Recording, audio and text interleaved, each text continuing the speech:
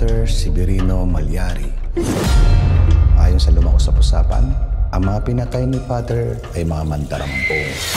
Totoo nga bang si Padre Malyari ang pinakaunang naitalang serial killer sa kasaysayan ng Pilipinas? Isang Katolikong pari na di umano'y nasa likod ng humigit kumulang 57 pamamaslang sa Magalang, Pampanga. Guilty nga ba si Padre Malyari? Isa nga ba siyang serial killer? O baka naman isa lamang siyang biktima? Biktima ng kawalang hustisya, biktima ng diskriminasyon noong panahon ng mga Kastila laban sa mga Indio o Pilipino. Halina't alamin natin. Pero wait lang, if you do not speak or understand Tagalog, check out the links up here or down below for the full English version of this video that I posted last week. Now back to our topic, back to the crimes of Padre Malyari.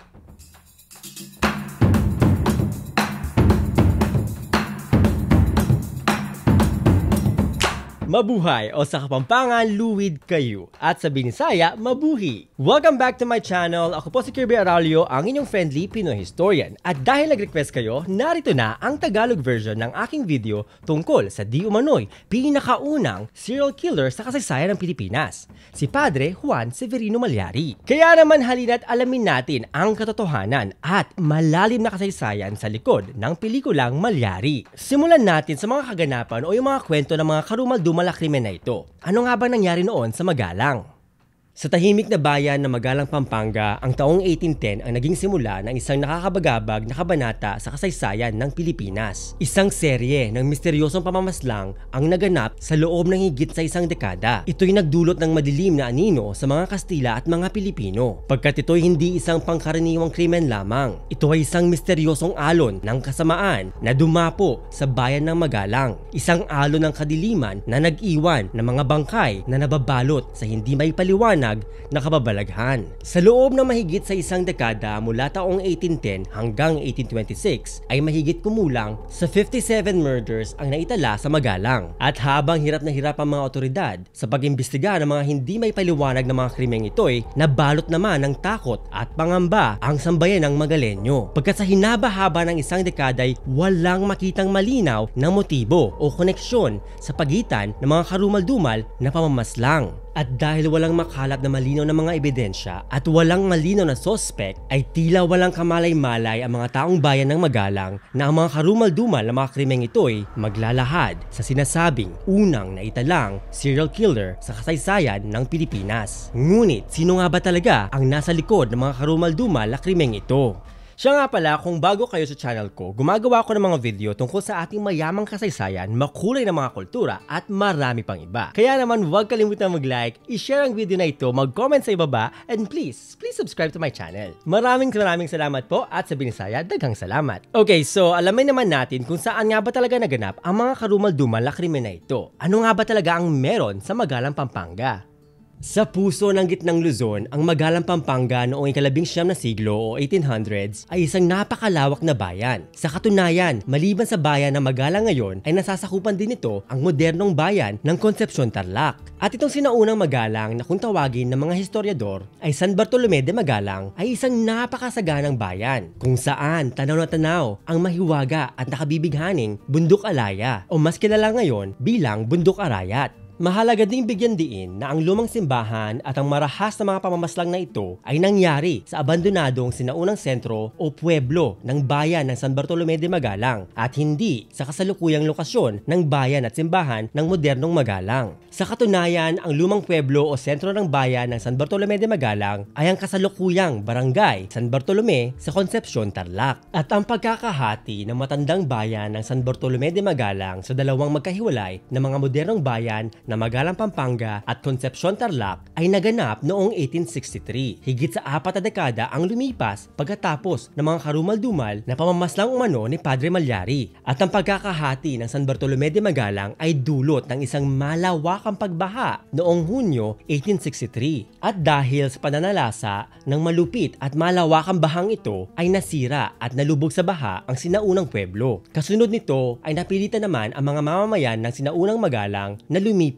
sa mga mas matataas na lupain kung saan di sila aabutin ng baha. At dahil dito'y nahati sa dalawang grupo ang mga sinaunang Magalenyo. May isang grupo ang lumipat pa hilaga at meron ding lumipat patimog. Ang grupong lumipat pa Hilaga ay sila namang mga nagtatag ng kasalukuyang bayan ng Concepcion, Tarlac. At kabilang sa mga prominenteng angkang ito ay ang pamilya ng mga Aquino. Samantala, sa grupo naman ng mga Magalenyo na lumipat patimog na natili ang pangalan ng bayan ng Magalang, Pampanga. At ang pangkat na ito ay binubuo din ng iba pang mga sinaunang prominenteng angkang Kapampangan. Kabilang na dito ang aking mga ninuno, ang mga Tayag at Paras, na sila namang kabilang sa mga nagtatag ng baryo La Paz, Magalang. At kung babalikan ang sinaunang pueblo o sentro ng San Bartolome de Magalang o ang kasalukuyang barangay San Bartolome, Concepcion, Tarlac, ay magpahanggang sa ngayon ay tinatawag pa rin itong Balen Amelakwan ng mga Kapampangan. At sa wikang Tagalog, ang ibig sabihin ng Balen Amelakwan ay ang bayan na naiwan o ang bayang inabandona. Mahalaga ding tandaan na noong mga panahong ito ay napakalawak ng kolonyal na probinsya ng La Pampanga. Lingid sa kaalaman ng marami, ang mga probinsya ngayon ng Tarlac, Bulacan at iba't ibang bahagi ng Bataan at Nueva Ecija ay mga dating bahagi ng sinaunang La Pampanga. Sa katunayan, ang Tarlac ay bahagi pa rin ng Pampanga hanggang noong 1873, nang ito'y opisyal na mahiwalay at maitatag bilang isang bagong probinsya. At ang malawak na probinsya ng La Pampanga noong panahon ng mga Kastila ay ang isa sa mga pinakamayaman at mahalagang bahagi ng Spanish East Indies. Pagkat isa ito sa mga pinakamahalagang sentro ng agrikultura at kalakalan, na siya namang pinagmumulan ng mga pagkain at iba pang mga pangangailangan ng Kamaynilaan at iba pang mga bahagi ng kolonyal na Pilipinas. Sa katunayan ay may kasabihan pa nga noon na kung matamlay o bumagsak ang mga ani sa La Pampanga ay tiyak na maghihirap at magugutom ang Kamaynilaan at ang mga karatig bayan nito. Lingid din sa kaalaman ng marami na ang Magalang mismo ay tahanan din ng ilan sa pinakamatagumpay na plantasyon ng asukal at iba pa. Kaya naman dahil dito, ang anumang mga posisyon ng kapangyarihan at impluensya sa La Pampanga ay tiyak na laging pinag-aagawan. Lalo na ang mga posisyon sa loob ng simbahang Katoliko, na noong mga panahong ito ay ang pinakamaimpluwensyang institusyon sa Pilipinas. Sa katunayan, ang simbahang Katoliko noon ang pinakamalaking landlords o Panginoong may lupa o nagmamay-ari ng mga malalawak na lupain sa kolonyal na Pilipinas. Kaya naman ang pagiging pari o kura paroko ni Padre Malyari sa isang mayamang bayan tulad ng Magalang ay isang napakahalagang posisyon at tagumpay ng isang Indio na tulad niya. So sino nga ba talaga si Padre Malyari? Paano nga ba siya naging di umano'y mamamatay tao? Lingid sa kaalaman ng marami, si Padre Juan Severino Malyari ay isa sa mga makasaysayang Indio o Pilipino na nanguna sa iba't ibang mga larangan. At ang aklat na ito, ang Laying the Foundations, Kapampangan Pioneers in the Philippine Church, na isinulat ng batikang historiador at ginagalang na psychiatrist na si Dr. Luciano P.R. Santiago, ay nagtataglay ng metikulosong paglalahad ng buhay ni Padre Malyari. Isang tubong Makabebe, Pampanga, si Padre Malyari ay ang pinakaunang Indio o Pilipinong pari na namuno sa parokyang ito ng Pampanga noong panahon ng mga Kastila. Bukod sa kanyang mga tungkulin sa relihiyon, ay pinamalas din ni Padre Malyari ang kanyang husay sa sining at pagbibigay ng kakaibang ganda sa mga ulat ng parokya. Halimbawa, kitang-kita ang kanyang mga talento sa kanyang mga planes de almas na nagtataglay ng mga detalyadong guhit ng mga halaman, bulaklak at mga anghel sa ulap. Sa katunayan ay kinikilala din si Padre Malyari bilang makasaysayang ikalawang Indio o katutubong Pilipino na nagpamalas ng talento sa larangan ng calligraphy. At sa kabila ng napakahigpit na kompetisyon ay nakuha ni Padre Malyari ang pagiging kura paroko ng Magalang, Pampanga noong March 26, 1813. Subalit, bago pa man ito ay naglingkod na siya bilang coadjutor o katuwang na kura paroko sa iba't ibang bayan sa La Pampanga, gaya ng Bacolor, Lubao at Gapang o ang Gapan, Nueva Ecija ngayon. Lingid din sa kaalaman ng marami na kabilang sa mga maimpluwensyang mga angkan noon ang pamilya ni Padre Malyari. Halimbawa na dito ang kanyang kapatid na siya ring naging gobernadorcillo o mayor ng Magalang noon. Sa katunayan, kabilang ang mga Malyari sa mga sinaunang angkan na Kapampangan. And actually, ang pangalang Malyari ay pre-colonial at may kaugnayan nito sa sinaunang diwata o Diyos ng buwan sa katutubong mitolohiya ng mga Kapampangan at mga Aita, na kung tawagin noon sa Kapampangan ay Apong Malyari, na kilala din sa mga katutubong Aita bilang Apong na Malyari, ang sinasabing bathala o sinaunang Diyos ng bulkang Pinatubo, na kilala din ngayon bilang si Mayari.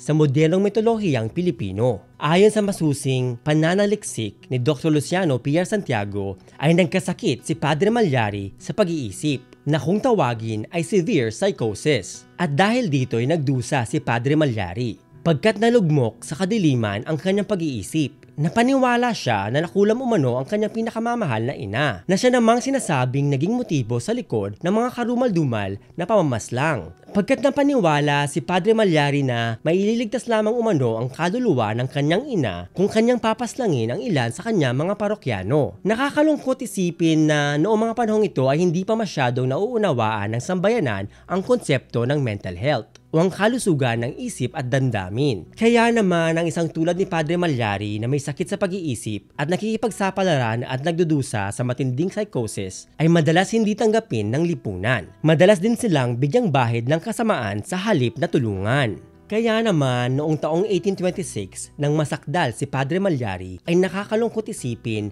na basta-basta na lamang siyang kinaladkad sa malayong bilangguan ng Maynila kung saan siya ay nakulong na mahigit sa 1 dekada. Sa halip na makaranas ng pangangalaga at pagkalinga sa isang mental health institution. At kung tutuusin, ito din ay nakakapagtaka pagkat ang Espanya mismo ay isa sa mga nangungunang bansa noon sa larangan ng mental health. Sa katunayan, ang pinakamatanda at pinakaunang psychiatric hospital sa Europa ay matatagpuan mismo sa Espanya. Ito ang tinatawag sa Kastila na Hospital de los Pobres Inocentes o sa Tagalog ang Ospital ng mga Kawawang Inosente na itinatag sa siyudad ng Valencia noong 1410. 400 taon bago pa man ipinanganak si Padre Malyari. Sa katunayan din, lingid sa kaalaman ng marami, ang pinakaunang modernong mental health institution sa Pilipinas ay walang iba kundi ang Hospicio de San Jose na may sariling psychiatric facilities noon pa mang 1810 o 16 years bago pa man maaresto si Padre Malyari. Kaya nakakapagtaka na sa halip na dalhin si Padre Malyari sa Hospicio de San Jose ay dali-dalian siyang kinaladkad at basta-basta na lamang ipinatapon sa bilangguan. Bakit nga ba hindi nila dinala si Padre Malyari sa isang mental health institution matapos ang kanyang pagkakaaresto? Pagkat noon pa man ay ito na ang karaniwan nilang ginagawa para sa mga may malubhang psychosis o sakit sa pag-iisip. Kaya naman mahalagang suriin at questionin din natin ang sistema ng kolonyalismo, lalo na ang mga batas at mga di makatarungang aspeto nito.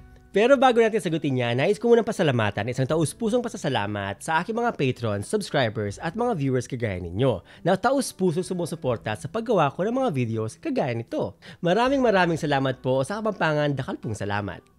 At sa mga gustong tumulong sa akin gumawa para mas maraming video kagaya nito, ay suportahan lamang ang aking Patreon o maging miyembro ng aking YouTube channel. Maaari nyo ring bilhin ang alinman sa aking mga aklat, coloring books, e-books at iba pang mga merch tungkol sa kasaysayan at kultura ng Pilipinas, Timog Silangang Asya at marami pang iba. Kaya naman i-check lamang ang mga links sa ibaba. At syempre, nais ko ring pasalamatan isang taus-pusong pasasalamat at special shoutout kay Kong Lino Dizon ng National Historical Commission of the Philippines at sa mga local historians ng Magalang, Pampanga, kagaya na lamang ni Amlat Magaleño at ng Magalang Heritage Museum. Maraming salamat po sa inyong pagpapahalaga at pagtataguyod ng ating mayaman na kultura at kasaysayan. Dakal pong salamat, luwid kayo. At para sa karagdagang kaalaman tungkol sa mga sinaunang paring Pilipino ay basahin lamang ang makabuluhang aklat na ito, ang Laying the Foundations, Kapampangan Pioneers in the Philippine Church, na isinulat ng dakilang psychologist at historian na si Dr. Luciano P.R. Santiago. Okay, now back to our topic. So ano nga ba talaga ang mga nagaganap noong panahong ito? Ano nga ba talaga ang mga isyong hinaharap ng mga paring Pilipino noong 1800s? Halina't alamin natin. Sa makasaysayang panahon ni Padre Malyari noong 1800s ay umusbong ang secularization movement sa Pilipinas. Layunin nito ang alisin ang monopolyo ng mga Kastilang praile sa mga parokya ng Pilipinas at ibigay ang mga parokyang ito sa lokal at mga paring Indio o Pilipino. Ang kilusan at labanang ito sa loob mismo ng Simbahang Katoliko ng Pilipinas ay nagdulot ng tensyon sa pagitan ng mga Pilipinong pari at mga otoridad na binubuo naman ng mga Kastila. Isa itong mahalagang bahagi ng pag pag-usbong ng kamalayang Pilipino at ng pagsiklab ng mga sumunod na kilusan para sa kalayaan ng ating inang bayan. Kung matatandaan, si Padre Malyari ay kabilang sa mga pangunahing paring Indio noong panahong ito, bago pa man ang mga Gumburza. Kaya naman mahalagang bahagi ang mga tema ng kolonyal na impluwensya at diskriminasyon o ang pagsalansang ng mga katutubo sa ating kwento at karanasan ni Padre Malyari. Pagkat ang mga may talento at maimpluwensyang paring mga Indio na katulad niya ay itinuturing mga tinik sa lalamunan ng mga mapang-abusong mga praileng Kastila. Kaya kung iisipin, ang tunay na kwento ni Padre Malyari ay higit pang naging komplikado dahil sa iba't ibang mga tensyon ng politika, relihiyon at lipunan. Ito rin ay naglalarawan ng masalimuot na kontradiksyon sa pagitan ng mga may kapangyarihan sa ilalim ng sistemang kolonyal laban sa mga makabayang kilusan at sa mga buhay ng individual sa makasaysayang panahong ito. Lingid sa kaalaman ng marami ay si Padre Malyari din ang pinakaunang Pilipinong pari na binitay ng mga Kastila. Ilang dekada bago pa man ang makasaysayang paghatol ng kamatayan sa mga Gumburza. Ang Gumburza o sina Padre Mariano Gomez, Padre Jose Burgos at Padre Jacinto Zamora ay mga Pilipinong pari na inusig at pinatay ng mga Kastila noong 1872 pagkat sila ay nasangkot sa mga pagkilos laban sa kolonyalismo. Ang kanilang hindi makatarungang pagkakabitay ay naging simbolo ng pagtutol laban sa mapanupil na pamahalaang Kastila. At ito rin ay naging mitsa at nagsilbing inspirasyon sa mga sumunod na kilusang nasyonalista o kilusang makabayan para sa kalayaan ng ating sambayanan. Kaya kung iisipin ay magkahaling tulad ang karanasan ni Padre Malyari sa karanasan ng mga Gumburza, pagkat pare-pareho silang pinagkaitan ng hustisya, pare-pareho silang labis na tinanggalan ng dangal at binitay sa harap ng madlang bayan. At dahil sa kanila mga ipinamalas na paghamon sa umiiral na sistemang hindi pagkapantay-pantay sa ilalim ng kolonyalismo, ay pare-pareho din silang nakaranas ng pagmamalupit at pagdurusa sa kawalang katarungan sa kamay ng mga Kastila, pagkat sila ay mga naging tinik sa lalamunan na mapang-abusong sistema ng kolonyalismo. Ang pampublikong pagbitay sa mga Gumburza ay sumasalamin din sa kawalan ng katarungan at pagsasantabi sa mga batas sa ilalim ng kolonyalismo, gaya rin ng naranasan ni Padre Malyari. Pagkat ang pagiging kura paroko ni Padre Malyari ng Magalang ay isang paghamon sa umiiral na hindi pagkapantay-pantay at mapang-abusong sistema ng mga Kastilang praile. Teka lang, akala ko ba guilty si Padre Malyari? Paano naman naging biktima ng kawalang hustisya ang isang paring mamamatay tao? Kung susuriing mabuti ang kaso ni Padre Malyari, ay tila kaduda-duda na siya nga ang unang naitalang serial killer sa Pilipinas. Pagkat una sa lahat ay wala pa mang konsepto ng serial killing noong panahong ito. At sa kabila nito ay may mga pangamba din hinggil sa kung tunay nga bang si Padre Juan Severino Malyari ay ang unang serial killer sa Pilipinas, o kung siya ba'y pinagbintangan lamang ng mga otoridad at simbahan na parehong humahadlang noon sa pagkakaroon ng kapangyarihan ng mga paring Indio gaya ni Padre Malyari. At kung titignan mabuti ang mga kaganapan noon ay hindi maitatanggi na nagmadali lamang silang akusahan ang isang paring may sakit sa pag-iisip. Pagkat ang mga ebidensya umano na laban kay Padre Malyari ay natuklasan lamang umano ng mga taong bayan, hindi ng mga otoridad. Ito'y natuklasan ng mga taong bayan na bumisita sa kanyang tahanan noong si Padre Malyari ay dinapuan ng matinding sakit. Kaya naman hindi rin maiaalis ang pag-aalinlangan at pagdududa sa kahusayan at pagkapatas ng investigasyon. Bagamat maaaring magbigay ng karumal-dumal na imahe o larawan ang mga bagay na may bakas ng dugo, ay hindi ito lubos na nagpapatunay sa mga sinasabing krimen ni Padre Malyari. Kaya naman, may pangambang hindi talaga naging makatarungan ang investigasyon at ang hatol sa kanyang kamatayan. Kaya hindi maiiwasang magtanong kung ang pagbitay nga ba kay Padre Malyari ay sangalan nga ba ng hustisya o ito nga ba ay upang mapanatili lamang ang sistemang hindi patas at hadlang sa mga Indio? Lingid sa kaalaman ng marami ay maliban kay Padre Malyari ay naharap din ang kanyang kapatid, ang Gobernador Silio ng Magalang o Mayor ng Magalang sa parehong mga alegasyon ng pagpatay sa humigit kumulang 57 katao sa bayan ng Magalang. At ang mga bintang o alegasyong ito ay sumiklab matapos ang pagkamatay ng pinakamamahal na ina ni Padre Malyari noong Disyembre 1825. Pagkat sinasabing ang mga biktima umano ay ang mga sumumpa sa kanilang pinakamamahal na ina. Ayon sa ulat noong 1825 ay dinawit din si Padre Malyari sa iba't ibang mga krimen. gaya ng pagnanakaw at pagtulong sa iba pang mga kriminal sa kabila ng kakulangan ng ebidensya. Kaya naman kasunod ng mga alegasyong ito ay dali-daling ipinadakip ng alkalde mayor o gobernador ng La Pampanga ang magkapatid na Malyari noong 1826. Mabilis ring tinanggal sa pwesto ang kanyang kapatid bilang gobernadorsilyo ng Magalang na siya namang nagbigay daan sa pagpili ng bagong mayor o gobernadorsilyo ng bayan. Sila'y unang ikinulong sa bilangguan ng Bacolor, ang kabisera noon ng La Pampanga. Subalit pagkatapos ito ay ipinatapon din si Padre Malyari upang mabulok sa bilangguan ng Maynila. At makalipas ang 14 na taon ay hinatulan ng kamatayan si Padre Malyari sa pamamagitan ng walang dangal na pagbitay sa luneta. Si Padre Malyari ay binitay noong 1840 sa mismong lugar kung saan din makalipas ang 32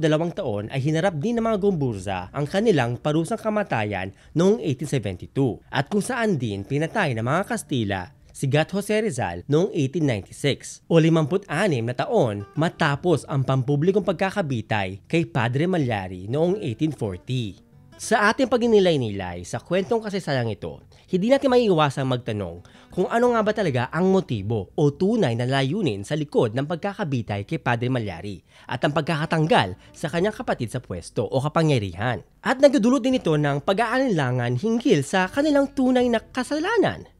Sa pagsusuri ng pamanang iniwan ni Padre Juan Severino Malyari ay kinakailangan din nating harapin ang mga komplikasyon na bumabalot sa kanyang kwento. Ang kanyang buhay at sinasabing mga krimen ay nagbibigay liwanag din hindi lamang sa mga kagambal-gimbal na pangyayari sa nakaraan, kundi pati na rin sa mga hindi makatarungang sistema ng kolonyalismo. Ang kwento ni Padre Malyari ay nagtutulak sa atin na suriin muli ang mga kwentong nabuo dahil sa kolonyalismo. Mga kwentong nagbibigay daan sa isang kritikal na pagsusuri ng posibleng bahid ng diskriminasyon na umiiral noon sa sistemang legal at opisyal na mga talaan. Ito'y nag-uudyok sa atin na magtanong kung ang kwento nga ba ni Padre Malyari ay ginamit lamang upang paigtingin pa ang mga stereotype o mababang tingin ng mga Kastila noon sa mga Indio o mga Pilipino na siya ring ginagamit nilang dahilan upang mapanatili ang diskriminasyon at pang-aabuso sa ilalim ng kolonyalismo. Sa magkasalungat na pagkakakilanlan ni Padre Malyari bilang isang tapat na may talentong pari at di umano'y isang mamamatay tao, ay hinaharap din natin ang mga hamon ng kasaysayan at ang matinding pagsubok sa paghahanap ng katotohanan sa gitna ng isang komplikadong tanikala ng nakaraan.